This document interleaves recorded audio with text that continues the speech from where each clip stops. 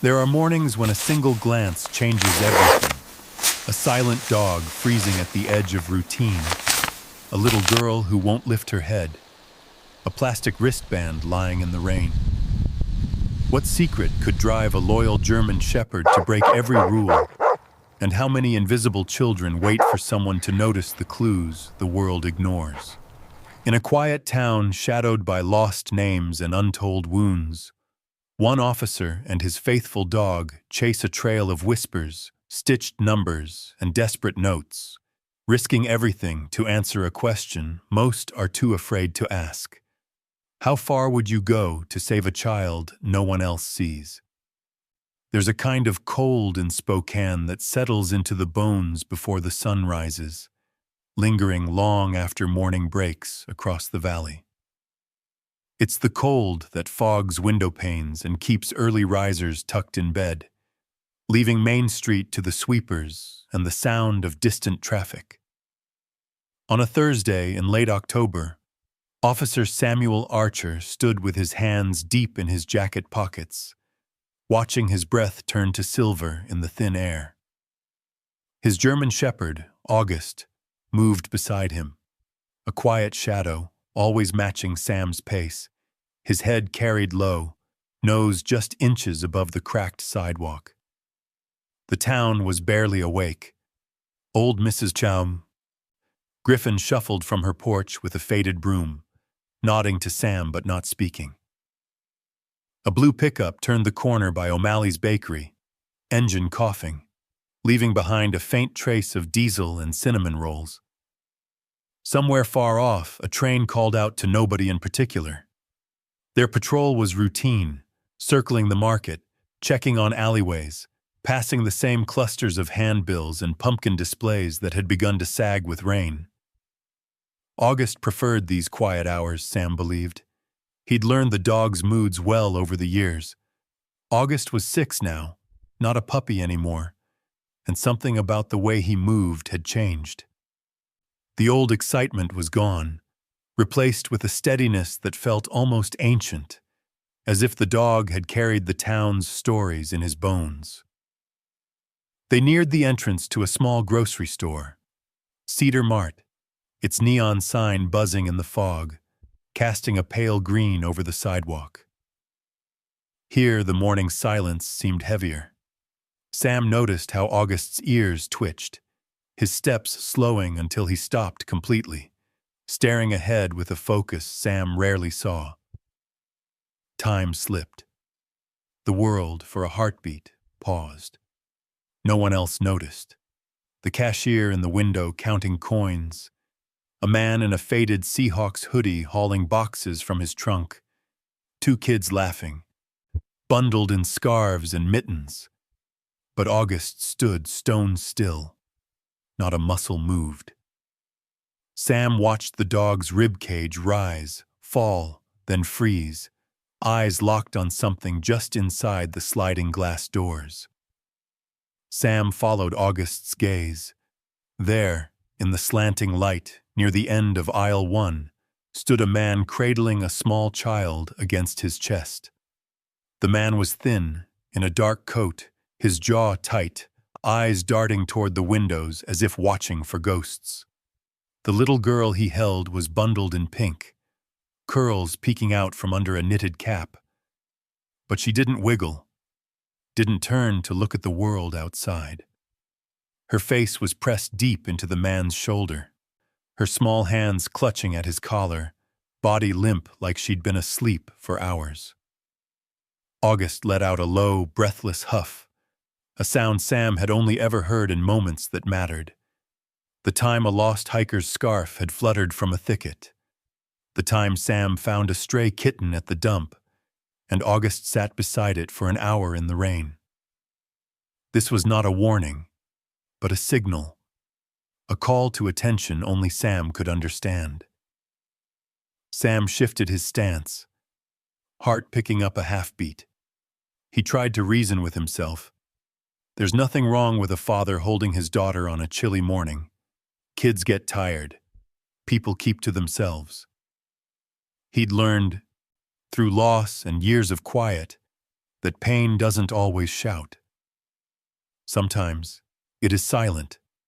Sometimes it's the way someone clutches a child, or the way a dog refuses to move. He waited a moment longer, letting the scene settle. The child still hadn't moved, not even to lift her head. The man's grip on her looked too tight, too fixed, like he was holding on to something precious or fragile, or maybe already lost. A shopping cart rattled past, jarring Sam back into the present. He glanced down at August. The dog's tail was low, ears forward, pupils wide with something close to worry. Not fear, not aggression, just a silent, heavy question. People drifted in and out of the store. The fog thickened. Sam's radio hissed softly on his belt, forgotten for now. He didn't step forward. He didn't call out. He just watched, trusting August's stillness over his own instincts, feeling the weight of the morning grow heavier with each shallow breath. He found himself remembering his own daughter, years gone, the smallness of her sleeping form on cold mornings, the way she would reach for him without words. Loss is a private weather. You learn to carry it, learn to move quietly around the places it hurts most. Watching the man and child, Sam felt that familiar ache rise and twist beneath his ribs. August inched forward, then stopped again. A single clouded exhale misted the air. Sam barely noticed the hum of voices behind him, the ring of a cell phone in someone's hand. The town spun on, but here, by the market doors, time stretched, thin, uncertain, waiting for something to shift. A mother bustled past, pulling her son by the sleeve. The man inside the store turned, just slightly, enough that Sam could see the strain in his jaw, the paleness around his eyes. The girl's face remained hidden. In that suspended moment, as August held his ground and Sam listened to the pulse in his own ears, nothing happened, and everything changed. It was the sort of silence you remember years later, the kind that speaks louder than alarms.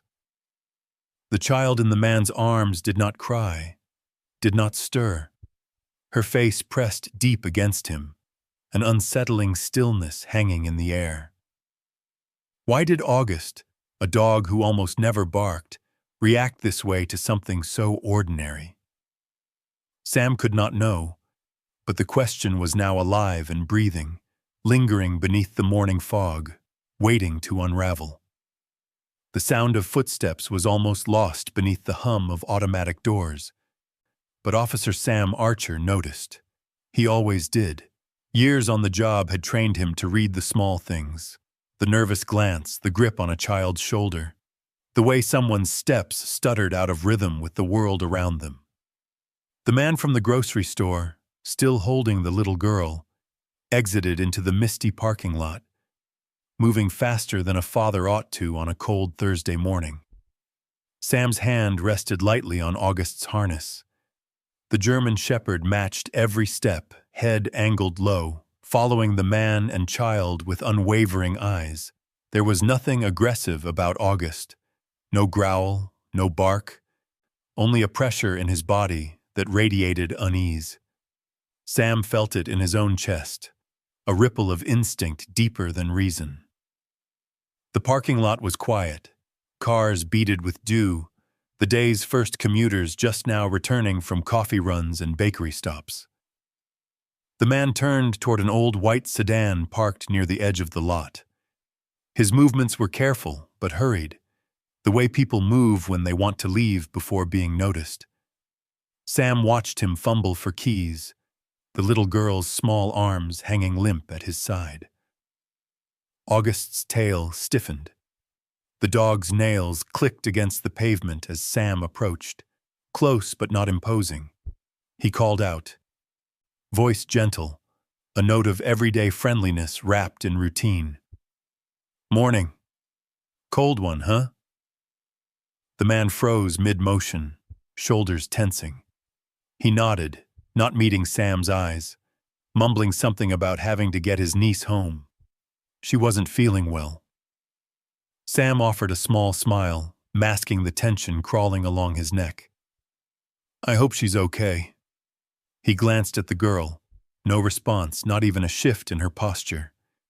The man stepped between Sam and the car, blocking his view with a nervous, almost defensive air.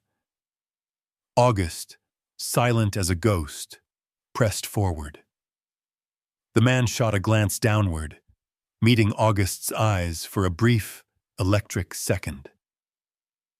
It was then that August made a sound, so soft that Sam might have missed it if he hadn't been listening with every sense. A low, barely audible growl, more vibration than noise. Sam's own heart skipped. He'd heard that sound only twice. Once outside a burning trailer on the edge of town, and again, late one Christmas Eve, when a lost child wandered into traffic and August had stopped him in his tracks. The man's composure cracked. He clutched the child tighter, muttering about being late, glancing back at the street. "I really need to go, she's not well."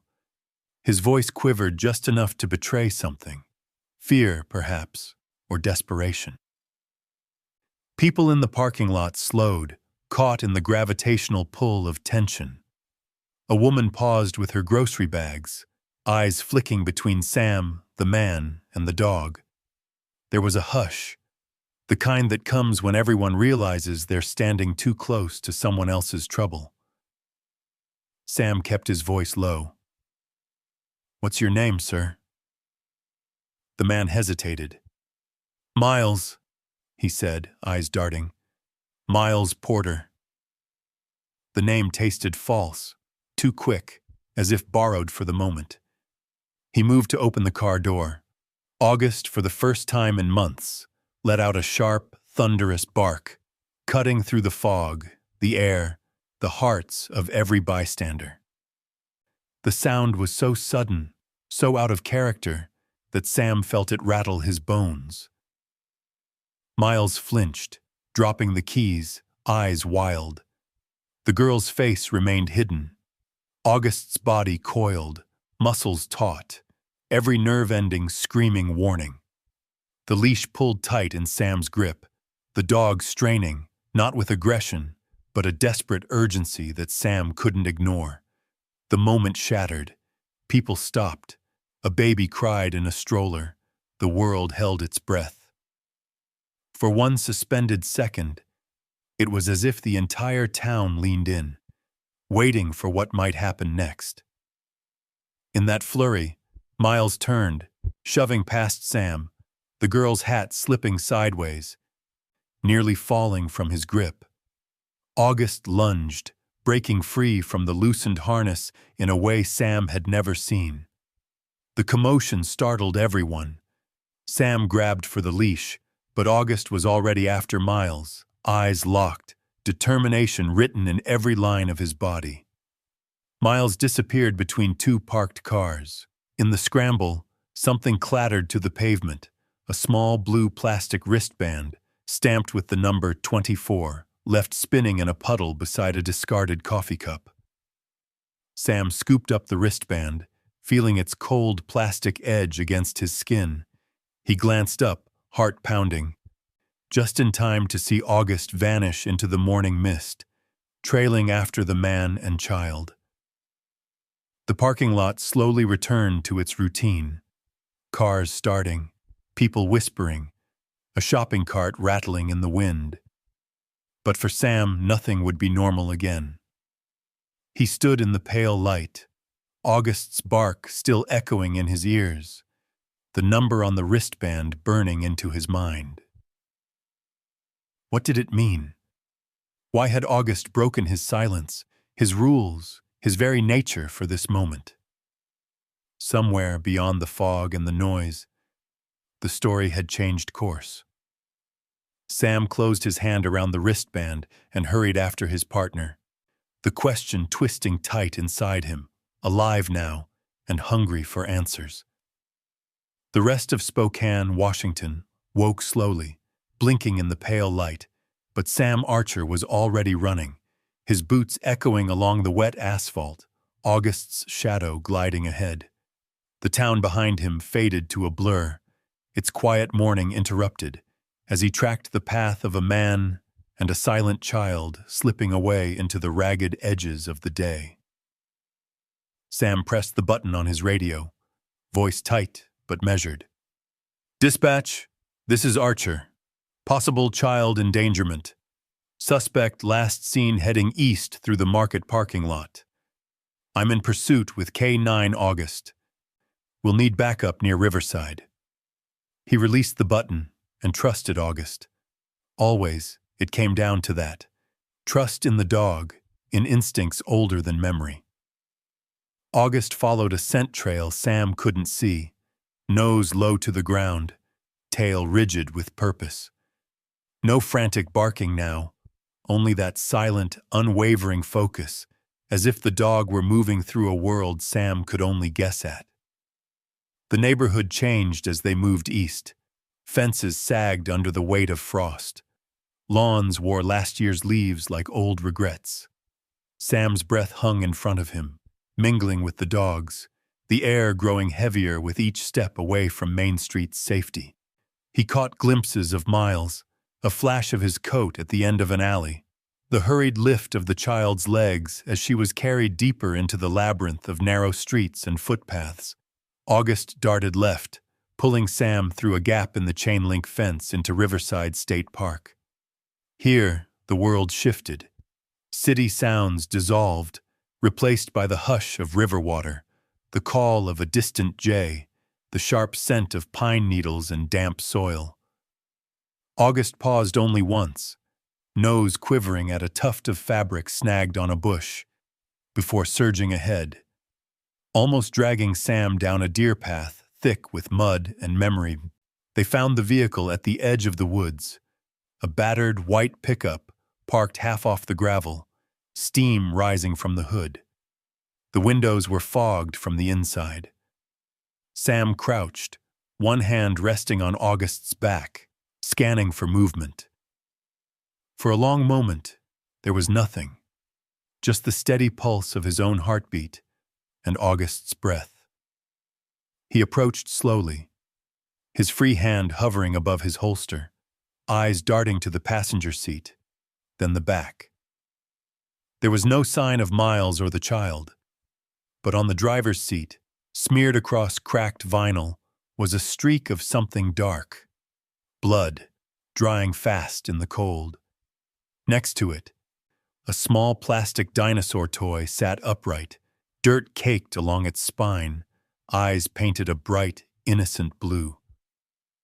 August sniffed the air, then moved to the far side of the truck, pawing at the ground. Sam circled the vehicle, every sense alert. The woods pressed close, branches dripping with last night's rain, river water running high in the distance. He could hear nothing but the dog's breathing, steady and sure. Inside the cab, scattered on the dashboard, were candy wrappers, a torn grocery receipt, and, pressed into the gap between the seats, a photograph, bent and faded. Sam reached in and pulled it free. The image was grainy, shot in a wash of late-afternoon sun. 3 children, jackets zipped up to their chins, each wearing a brightly colored wristband, blue, yellow, red. Someone had written numbers in black marker on their shirts. 24, 19, 31. Sam studied the photo, his stomach turning. None of the children looked quite like the girl he'd seen in Miles's arms. Their faces were too sharp, hair wrong, but the bands were unmistakable. His fingers traced the numbers, the edges of the picture, searching for meaning. August stood alert by the tailgate, nose to the ground. Sam pocketed the photo and knelt beside his partner. The dog's fur was bristled with cold and urgency, eyes flicking toward a narrow track leading away from the clearing, down to the water. Sam followed the direction, boots sinking into moss and leaves. A child's sock, pink and dirt-stained, lay tangled in a clump of weeds. Nearby, Sam found a trail of tiny footprints, half erased by rain, winding deeper into the park's shadows. He radioed again, softer this time. "Dispatch. Suspect's vehicle found at Riverside entrance. Signs of injury. Blood on seat. Possible child's belongings left behind. Continuing pursuit east along River Trail." No one answered immediately. The line crackled with distance, or maybe with fear. As he and August moved forward, the silence of the woods grew thick, the world muffled and secretive. Even the river seemed to hold its breath, slowing for a moment in sympathy. Sam's thoughts drifted to the faces in the photograph, to the blue band marked 24 in his pocket, to the girl whose silence haunted the fog. Who were these children? Where had they gone, and what connected them all to this man, this Miles? August paused at the riverbank, looking back at Sam with eyes full of something more than instinct, something close to sorrow, or hope, or the memory of a story not yet told. Inside the abandoned truck, Sam found the faded photograph, a group of children wearing numbered wristbands, none matching the silent girl in Miles's arms. Another question bloomed. Who was she, and why was she not in the photo? The day was no longer ordinary. The footprints and half-heard names in the wind whispered of a story only just beginning. It was afternoon by the time Sam Archer and August left the riverside, the chill settling heavier as clouds thickened above Spokane. Here, away from town, the world felt quieter, older, more secretive. The ground along the path was soft with last year's needles, the silence broken only by the far-off rush of water and the steady crunch of Sam's boots. August led with his nose, not rushing, just following threads of scent woven through mud and cold air. Every so often, he would stop, ears twitching, then move on, silent but certain. Sam moved behind, letting the dog choose their pace. He had learned, through grief and years of wandering, that there are moments when you can't force the world to move faster than it wants. The forest opened at last to a cluster of forgotten shacks, plywood walls weathered gray, tarps sagging with water, bottles lined along the sills, all speaking of a place that belonged more to ghosts than to people. Here the footprints scattered, small and uncertain, overlapping in the mud, as if children had played or waited here, long ago or just this morning. August padded forward, pausing at the doorway of the largest shack. Sam followed, hesitating, hand brushing the old iron latch. Inside, light seeped through broken boards, painting stripes on the dirt floor. The air held the damp, sour smell of mold, mingled with something softer, milk powder maybe, or the faint memory of vanilla. He almost missed her at first. Emily Kerrigan, her hair pulled back in a messy twist. Notebook in one hand, a phone in the other. She looked up, startled, her eyes tired but burning with something fierce. "Sam," she breathed, voice small in the emptiness. "I came as soon as I heard." She crossed the room, her boots silent on the boards. "They said a child was missing?" Her words hung between them, heavy. Emily, a social worker with more losses than victories, was used to picking up broken stories where others left off. She scribbled notes even now, face drawn with worry and determination. August slipped past them, moving toward the far wall, where a small, muddy jacket hung from a bent nail. Sam watched as the dog nosed it gently, then sat back on his haunches, eyes locked on the faded embroidery over the pocket. A single number, 19, stitched in trembling, childish script. Emily reached for the jacket, fingers trembling. "This belonged to Maria Rojas," she whispered.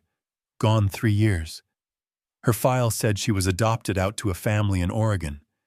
But this is hers. I'd know that sewing anywhere. Her mother stitched that number herself." Sam felt a weight settle between his ribs. He remembered the photo from the truck, the faces of children with numbers on their shirts, the blue plastic band in his pocket. August stayed close, head bowed, as if he too understood the depth of what was being uncovered. Emily flipped through her battered notepad, lips moving silently as she checked names and dates. "There are more," she murmured. "Children who disappear, who never get reported. Sometimes their parents can't. Sometimes nobody's left to look." Sam listened, feeling the ache of his own losses ripple through him. His daughter's empty room, the old bicycle left rusting in the shed, the years spent searching for answers that never came. He glanced at August, who had settled on the floor beside a pile of discarded blankets, nose pressed to the fabric. A single baby bottles, still half full, sat abandoned on a crate, the milk inside soured and separating. The jacket on the wall, the bottle, the muddy sock outside, each a small echo of someone missing, a story half erased. August's eyes tracked every movement, but he made no sound. Outside, the trees moved in the wind. Emily closed her notepad, drawing her coat tighter around her. "This isn't just about one child, Sam. We both know that now." They stepped outside, letting the cold wind clear their thoughts. August stayed at Sam's heel, gaze fixed on the tree line, body taut with something almost like memory. Sam thought of how the world can empty out in the span of a single day, leaving behind only ghosts and the people who still search for them. In the fading afternoon, Sam and Emily scoured the area, looking for more clues. Bits of ribbon, tiny sneakers half buried in leaves, faded crayon marks on the shack's wall, all silent testimonies. August found another scrap of cloth, this one faintly perfumed, and brought it to Sam, placing it gently at his feet. For a while, nobody spoke. The woods pressed in, the quiet grew deeper, and the ache of old wounds seemed to hover over the ground itself. Emily's eyes filled with tears she didn't let fall, and Sam felt the unspoken bond between them, a kinship forged in the knowledge of what it meant to lose and to keep searching anyway. The sun dipped lower, drawing long shadows through the pines. Sam brushed dirt from his hands and watched as August circled once, then sat facing west, eyes fixed on something neither Sam nor Emily could see. In that moment, it seemed possible that the dog was not only following a trail, but standing watch over every missing child, every parent still waiting. Emily studied the jacket's stitching, recognition flickering across her face. The number belonged to Maria Rojas, a girl declared adopted and gone, but whose story had never truly ended.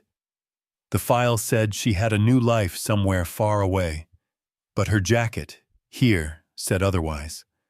The search was only deepening, every answer another question, every clue another shadow. Rain started as a whisper, threading through the pine needles above, carrying the scent of cold earth. By dusk, the shack and the riverbank had faded into shadow, the world gone still except for the gentle drumming of water on wood and Sam Archer's slow, steady breathing. The silence wasn't empty. It was full of unanswered questions, old sorrow, and the resolve that drives people out into the dark when everyone else has given up. Emily lingered on the porch, scribbling something in her notebook, her face drawn with exhaustion and worry. She tucked a loose strand of hair behind her ear and gazed out at the tree line, eyes scanning for movement. Even now, her phone buzzed with calls from the precinct and social services, voices she put on hold again and again. Her whole life, it seemed, was spent answering to other people's needs, other people's pain. But tonight, her silence matched Sam's. August paced the clearing with almost ghostly grace. The German shepherd paused often, nose raised to catch scents carried by the wind, ears flicking at every small sound. He didn't whine. He didn't bark. He just watched and waited, his stillness saying more than words ever could. Sam sat on a split log nearby, hands clasped loosely, shoulders slumped in a way that suggested not defeat, but the ache of holding too much for too long.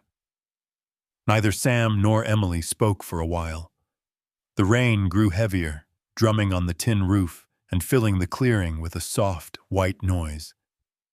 August found a spot near the doorway, pressed his side against the wood, and stared into the night, as if expecting someone, something, to step out of the darkness. Inside, they built a small fire in the shack's rusted stove, warmth spreading in slow ripples.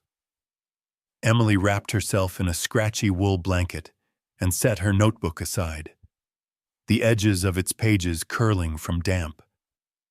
She watched Sam for a moment, the orange glow of firelight catching on the silver in his hair. "You ever get tired?" she asked, her voice barely more than a breath. Sam didn't answer right away. He poked the fire with a stick, watching embers flare and settle. "All the time," he said finally. "But tired doesn't change what needs doing." His voice was low, the words rolling out like stones in the river. Emily nodded. She understood. The weight of other people's grief never truly lifts. You just get better at carrying it. For Sam, it was the memory of his daughter, the way her absence crept into everything, from the way he locked his front door to the way he saw every child left behind. For Emily, it was the names in her notebook, the files that closed with no real ending. August shifted by the doorway, lifting his head, eyes shining in the half-light. Sam watched him and thought, not for the first time, how much of his own sorrow the dog must carry. The two of them had found each other when neither was whole. Sam had come to the woods to escape memories too sharp to hold. August, once abandoned and half-wild, had been found shivering behind a gas station, a tangle of nerves and silent longing. Together they'd learned to move quietly through the world, finding meaning in things left unsaid. Night deepened. Rain fell harder, drumming patterns on the roof, filling the shack with its steady song. Emily dozed in her chair, arms crossed over her chest, notebook balanced on her lap. Sam remained awake, the firelight flickering across his face, shadows playing at the edges of the room too. He watched August, who sat perfectly still, staring into the blackness as if he could see every path, every lost child, every secret the woods refused to give up. Hours slipped by. Somewhere beyond the clearing, an owl called, the sound distant and lonely. The wind changed, carrying the scent of mud and river water, and August rose silently, nose twitching, posture tense. Sam watched him, holding his breath. The dog moved to the window, then to the door, pressing his muzzle against the crack beneath the sill. Sam's heart quickened. He stood and joined the dog, peering into the darkness. Nothing moved at first. Only the rain, falling in silver sheets. But then, as Sam's eyes adjusted, He saw it. Tiny footprints in the mud, just beyond the pool of firelight, circling the shack. Child's footprints, narrow and unshod, wandering, overlapping, as if a group of children had come and gone in the night. Sam opened the door and stepped into the rain, feeling the mud squelch beneath his boots. August followed, tail raised, sniffing at the prints, his whole body vibrating with alertness. Emily woke, drawn by the commotion, and joined them outside, pulling her blanket tight around her shoulders.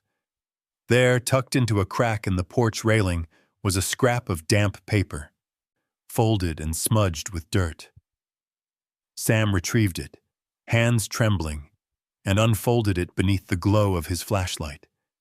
The words, written in a child's shaky hand, blurred but legible. "Help us." August sat beside Sam, eyes locked on the woods, the plea echoing in the space between heartbeats. The rain fell harder, washing the footprints into nothing, but the message remained, a silent call that changed everything. At dawn, the footprints would be gone, but the note remained, a desperate message scrawled by a child. "Help us." The search, Sam realized, was far from over. Somewhere in the woods, children waited, unseen and unheard, and August would not let them be forgotten. Morning crawled into the clearing with a hush, pulling mist up from the river and trailing it between the trees. The rain had passed, leaving behind the sharp, clean scent of pine and wet earth. For a while, there was only the sound of Emily's pen scratching across paper and the occasional sigh of wind against the shack's battered walls. The footprints outside had all but vanished, melted back into the mud, but the message lingered. "Help us." Sam Archer's hands were stiff as he pulled on his jacket, the damp of the night still clinging to his bones. August lay by the door, head on his paws, gaze fixed on the yard, as if the shadows themselves might offer up answers. In the early light, everything felt fragile, as if the day itself was holding its breath. Emily had spent most of the dawn sorting through old case files on her phone and in her notepad, cross-referencing names and numbers, looking for patterns. She had learned painfully that lost children were often unofficial, their disappearances tangled up in custody battles, poverty, or the quiet failures of bureaucracy. Some families moved away before a report was ever filed. Some kids were shuffled from house to house until they simply vanished from memory, their stories marked only by empty school desks and piles of mail addressed to nowhere. It was the wristbands that made the pieces fall together. The blue band stamped 24, the jacket embroidered with 19. Emily's list grew. 7 children, missing within the last 3 years. None of their cases were properly logged, but there were notes, an angry teacher's call, a neighbor's concern, a page torn from a welfare report and left unresolved. Sam listened, face set in a quiet mask, as Emily recited the names. They're not the same age, not from the same neighborhood, but they all went missing after a move. Always with a new guardian, a different address, a lost document. She shook her head, voice cracking. "They're ghosts, Sam. The system's lost them, but they're real." He pressed the blue band between his fingers, feeling the imprint of the number like a wound. He saw August watching, the dog's eyes as deep and unreadable as old river water. There was something ancient in that gaze, a kind of knowing that went beyond training, a knowledge of what it meant to be overlooked, to be unclaimed. Together, they walked the woods again, retracing their steps. August led, snuffling at roots, pausing at places where the pond was churned and the grass pressed down in small, desperate shapes. He nosed a patch of earth near a twisted cedar, ears twitching, then pawed the dirt with a measured urgency. Sam knelt beside him and began to dig, fingers numb from cold and anticipation. Not far below the surface was a plastic bag, tied tight, smelling of mold and fear. Inside, 2 more wristbands, red, marked 27, and green, marked 14, along with a handful of children's socks, a tiny t-shirt, a doll with one arm torn off. Emily stood a few feet away, hand over her mouth, eyes brimming with anger and sorrow. "They're not moving them randomly," she said softly. "It's a system. Someone is moving kids, trading them, and covering every track." Sam nodded, not trusting his voice. He held the evidence carefully, as if it might break in his hands. The world was silent except for the caw of a distant crow and the wet click of August's paws against the roots. Back at the shack, Emily searched through the pockets of the jacket August had found the day before. A torn piece of paper slipped from the lining, smudged with rain but still legible. 3 words, written in blocky, adult handwriting. Rest Area I-90. Below it, a date, October 17th, 2 days away. Sam stared at the paper, pulse thudding. The pieces snapped into place. Whoever was behind this was using the rest area as a handoff point, moving children along like cargo. He remembered the photo in his pocket. Faces of children with numbers, none of whom matched the silent girl in Miles's arms. There was a logic to it, cold and calculated. The numbers and dates crossing state lines, erasing children with each new stop. The day wore on, slow and heavy. Emily made calls, her voice growing sharper with each conversation, demanding attention from state agencies, asking for records, for lists, for anything that might catch a ghost.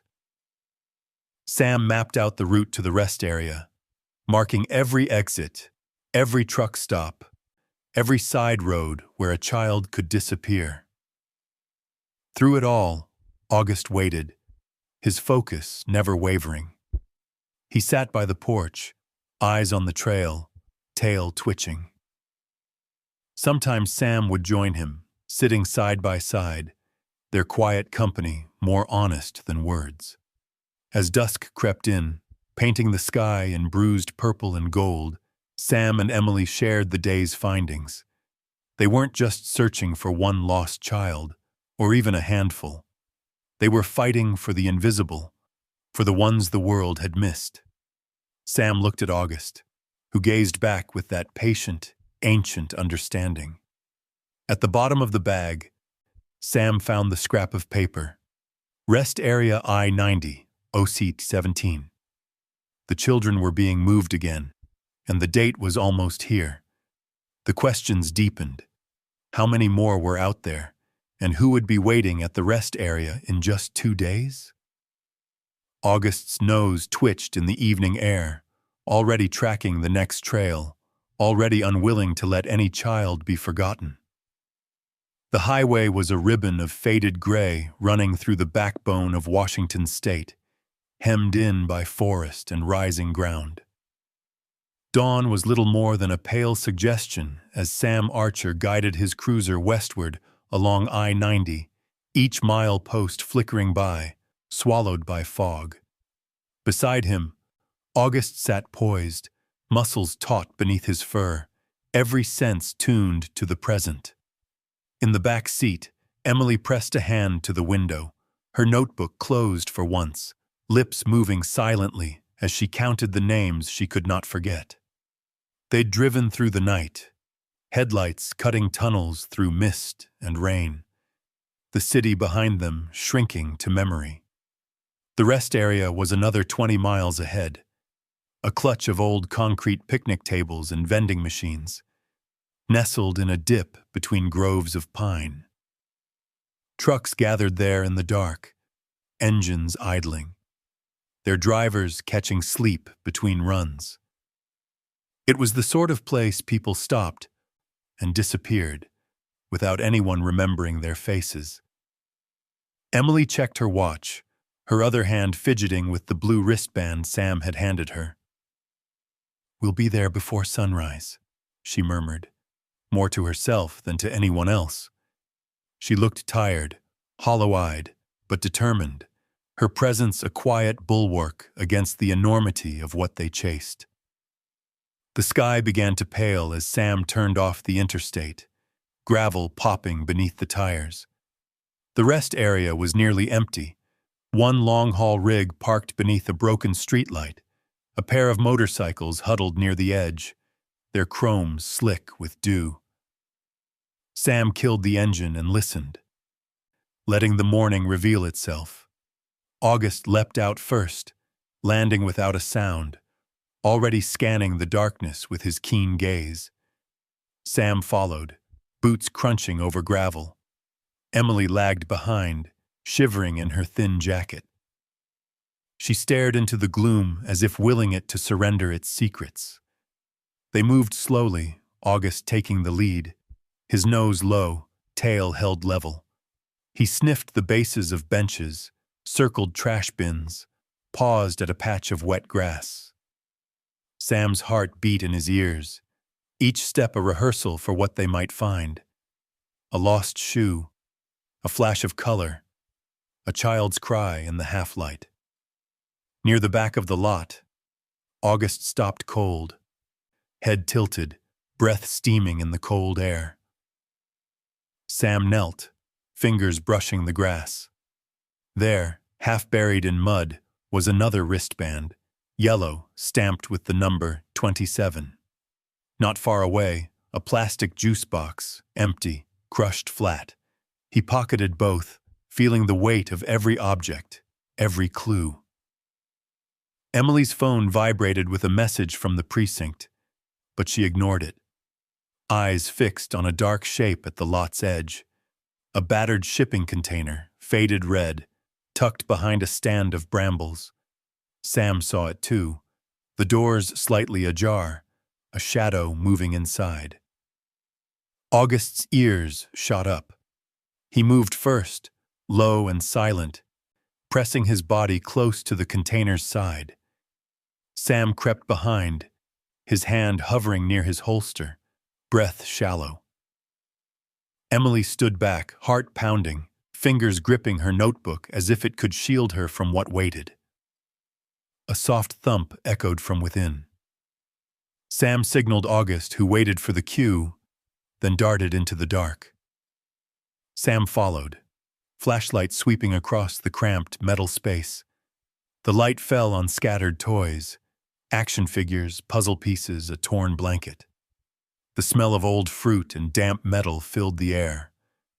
At the far end, Sam's beam caught a smear of red, blood, thin and recent, streaking down to a hidden corner. He crouched, heart thundering, and found a set of tiny fingerprints pressed into the grime, leading out through a ragged hole in the container's back wall. Emily stood in the doorway, her face drawn and pale. She pointed to the ground outside, where another wristband, this one green, number 14, lay tangled in weeds. August sniffed the air, then barked, loud and sharp, cutting through the morning haze. It was enough to shatter the silence. At the lot's edge, a figure bolted from the shadows. A man, thin and fast, clutching a large duffel bag. His breath plumed in the cold as he sprinted toward the tree line, vanishing into fog. August gave chase, paws thudding across wet grass, Sam running after him, lungs burning with cold and adrenaline. Emily called for backup, her voice cracking as she relayed what she could see, hands trembling but steady enough to do what needed to be done. They reached the edge of the woods, breathless, the fog closing around them like a shroud. August circled, nose to the ground, barking twice, a warning, a plea, a call to action. Sam stared into the mist, the world spinning with questions. Where were the children now? Was it already too late? Emily caught up, her voice small but certain. We're close.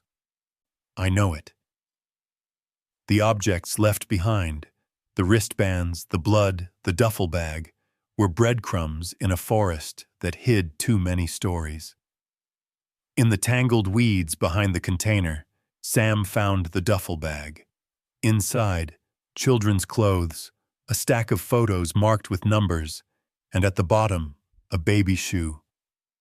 But there was no child, only the trace of their passing and the echo of August's bark, unanswered in the heavy fog. Somewhere ahead, the man was running, and the children's story was still unwritten. The woods swallowed sound as Sam and August pressed deeper, the canopy above filtering what little light the morning offered. Sam's lungs burned with each breath, the air thick with mist and the tang of rotting leaves. The chase felt endless, steps muffled, heartbeats echoing louder than voices. Emily trailed behind, her flashlight bobbing, her calls fading as the forest claimed the space between them. August moved with certainty, weaving between fallen logs and thorny underbrush, his body a line of focus stretched taut toward something only he could sense. Sam trusted him completely. It was August who stopped first, standing rigid at the edge of a shallow gully. Sam slid down beside him, the mud slick and cold beneath his boots. In the gully's shadow, a wooden hatch was nearly hidden by damp leaves and moss. A rusted padlock dangled open. Its shank snapped. The air near the entrance was colder, tinged with a metallic bite. August whined, the sound trembling, almost afraid. Sam pressed his ear to the hatch. Beneath he caught faint murmurs, whispers, the soft rustling of bodies shifting in the dark. He motioned for Emily, who had just caught up, breathless and pale. Together, they forced the hatch open, hinges groaning in protest. A wave of stale air poured out, carrying with it the sour smell of sweat, mold, and fear. Sam shone his flashlight down the narrow staircase. Shadows moved at the bottom. 4 small figures, hunched and silent, eyes wide as coins. The children did not cry out. They only blinked in the sudden light, shrinking back against the cinder-block walls. August was the first to descend, tail wagging gently, body held low. One child, a boy with a shock of red hair, reached for him first, hands shaking. Sam moved after, his voice steady and low, promising safety without saying too much. He knelt by the youngest, a girl no older than 5, her wrist encircled by a green band marked 14. She flinched at first, but August pressed his nose to her palm, and the smallest smile cracked her mask of fear. Emily followed, her words soft and rhythmic, coaxing the others up the steps one by one. The children emerged into the gray morning, blinking at the fog, their thin arms clutching one another, clutching August, clutching hope. Sam counted them, 4 in all. Each wore a band with a different number, 14, 19, 24, and 27.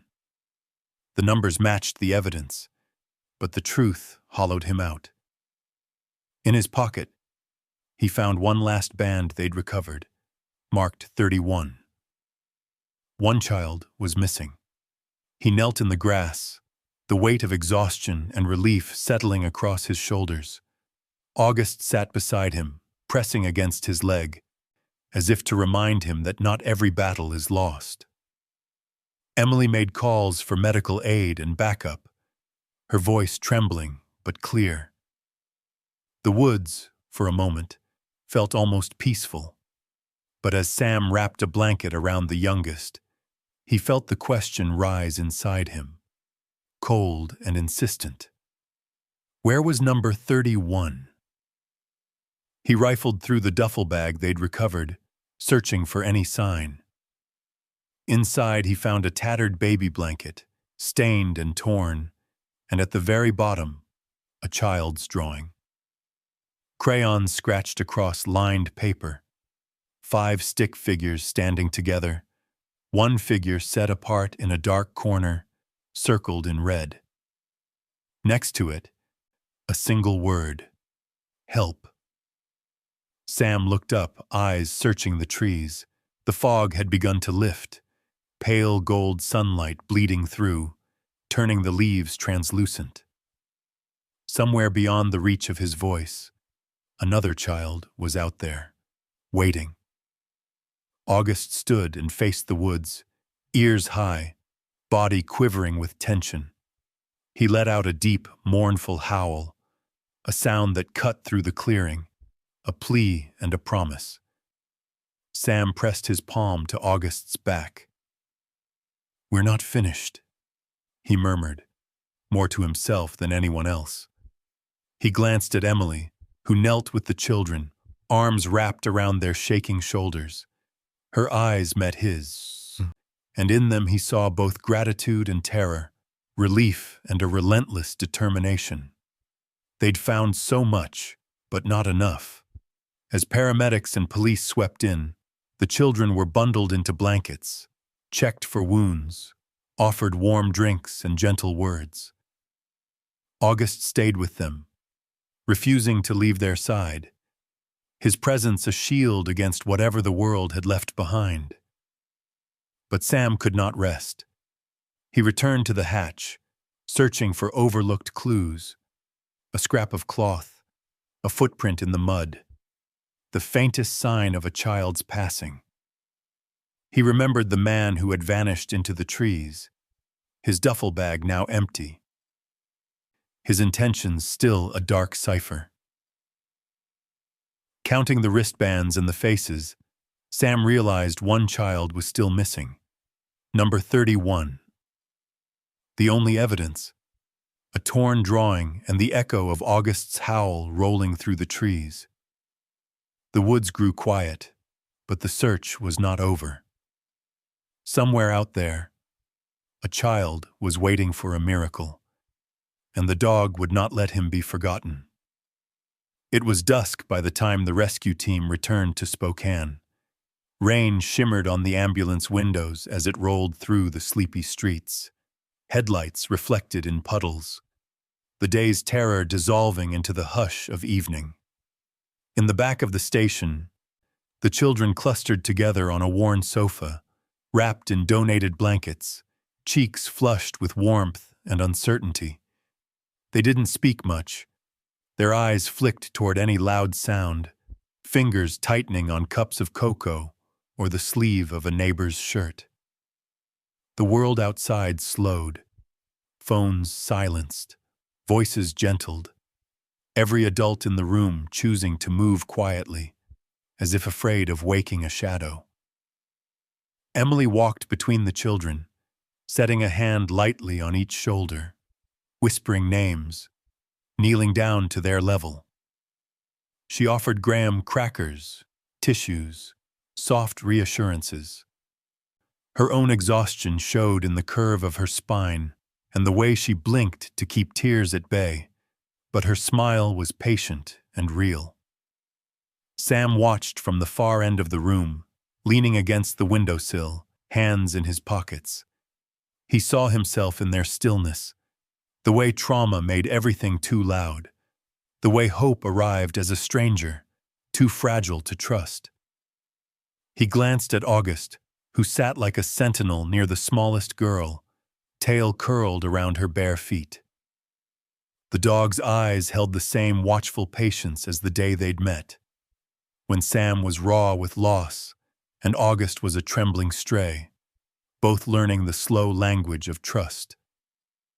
Outside, the rain thickened, the sound a steady drumbeat on the roof. The children shifted, drawn to August's warmth. One by one they reached tentative hands to his fur. The smallest, her cheeks smudged with tears and cocoa, leaned against August's side, her breath growing slow and steady as she buried her face in his coat. Emily noticed. Her voice hushed. She hasn't spoken since we brought her in. Sam nodded, understanding without words. He remembered his daughter's quiet after bad dreams, the way she would cling to their old Labrador, breathing in his doggy smell until the world felt safe again. August seemed to understand, too. He didn't move, didn't ask for anything. He simply remained. An hour passed. A nurse checked vitals. A detective took photographs of evidence. Wristbands, the battered duffel, the children's clothes laid out in rows. The television in the break room played an old cartoon, colors flickering across the children's faces. But the loudest thing was the silence. The deep, delicate quiet that comes after a storm, when every soul is too tired to cry and too grateful to leave. Sam sat beside Emily for a moment, his own voice hoarse. "You did good," he said. She shook her head, letting her hand rest on his for a heartbeat. "We're not done." Her gaze drifted to the window, where dusk pressed against the glass, and the world outside blurred into streaks of gold and blue. As darkness fell, August moved among the children, offering his quiet presence as they dozed off one by one, heads nestled together in a patchwork of borrowed comfort. Only the smallest girl remained awake, eyes wide and uncertain.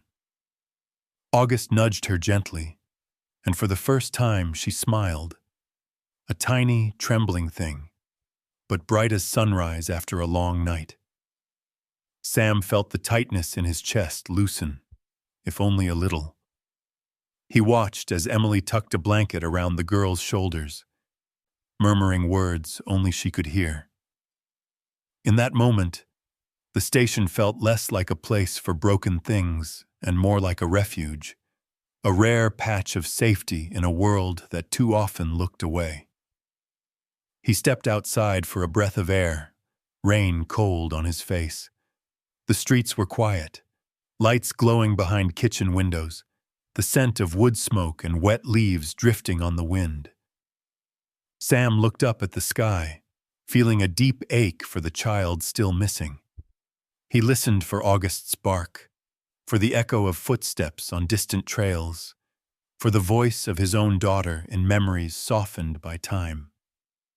Back inside, Emily was arranging for foster homes, making calls, her voice low and fierce. The system would fight her, Sam knew. There would be paperwork, hearings, more questions than answers. But tonight, these children were seen, no longer invisible. Tonight, they belonged. Amid the gentle recovery, a call came through, a deputy's tired voice on the radio, words heavy with dread. Miles had slipped away into the trees, vanishing with one last child, the one called 31. Sam felt the night thicken again, the search unfinished. Every healing left its scars, and one story at least was still waiting for an ending. The rain eased as dawn crept in, painting Spokane's streets with a washed-out silver that made everything seem softer, blurred at the edges. Sam Archer sat on the front step of his small house, coffee cooling in his hands. August curled beside him, one ear flicking at the distant hum of traffic. The yard was scattered with yellow leaves, a mosaic of last chances. The world hushed in the pause between storms.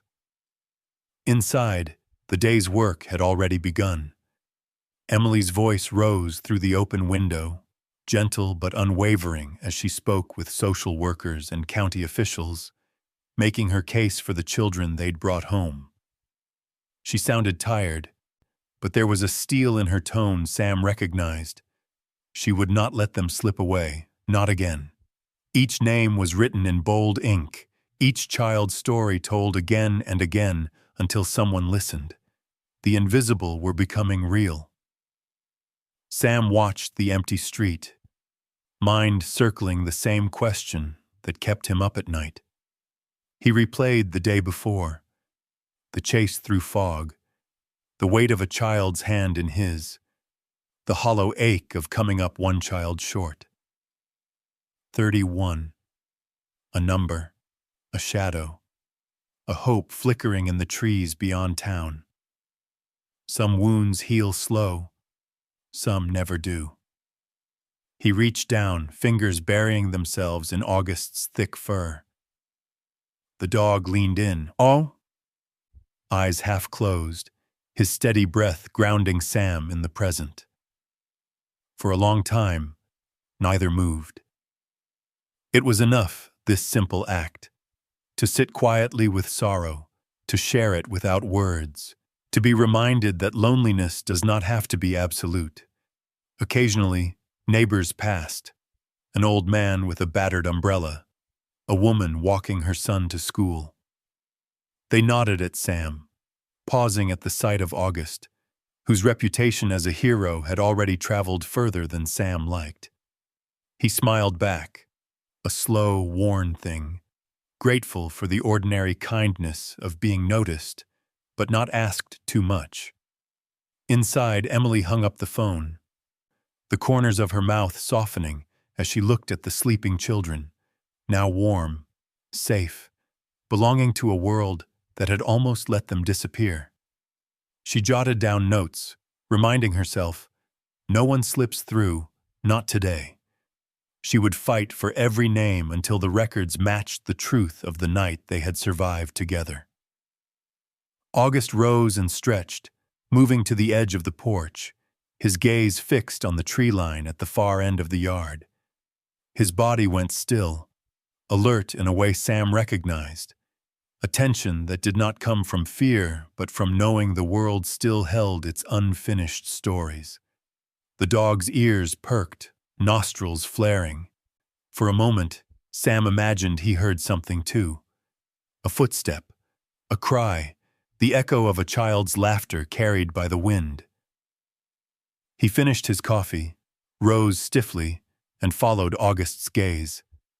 The woods were quiet, mist curling above the fallen leaves, every branch heavy with rain. The search was not over. Miles was still out there, somewhere beyond the edge of ordinary life, with a child whose name Sam didn't know, but whose absence had carved a place in his heart. That ache was an old one, familiar and insistent. The promise he had made, silently, to every lost soul. No one left behind, not ever again. Inside, Emily gathered the children, coaxing small smiles as she handed out oatmeal and warm milk. The smallest girl, still mostly silent, reached for August as soon as he came in, her hand settling on his head like a benediction. He sat with her, tail thumping softly, his body a shield and a promise. Sam watched, and for a moment, the world felt full, of sorrow, yes, but also of love, of healing, of the quiet power of being seen. The morning slipped forward. New files would open, new roads would be mapped, and the ache of unfinished rescue would carry Sam and August back into the autumn woods. But for now, there was a fragile peace, a pause, a chance to breathe. To remember that healing is slow, but always possible, and hope can live alongside grief. That night, as fog rolled in and the wind rattled the last leaves from the branches, August rose from his bed and walked to the window. He stared toward the darkness at the edge of the yard, then let out a single, low bark, soft but certain. Sam joined him, hand on his back, eyes scanning the place where woods and hope met. Somewhere out there the road continued. Somewhere a child still waited to be found. And the search, quiet and unyielding, was far from over.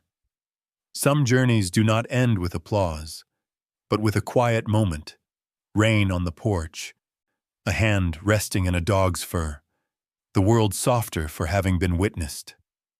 In the silence that follows rescue, wounds do not vanish. They simply begin to mend in small, patient ways. Sometimes, all it takes is one person, or one loyal dog, to insist that even those forgotten by the world still matter. Maybe you've carried a story like this, a memory of kindness, a loss that lingered, or a moment when someone finally saw you. If you feel moved, we invite you to share your reflections or a chapter from your own life in the comments. What gave you hope when you needed it most? How did a silent companion, human or animal, help you find your way back? Your story could be the light someone else is searching for tonight.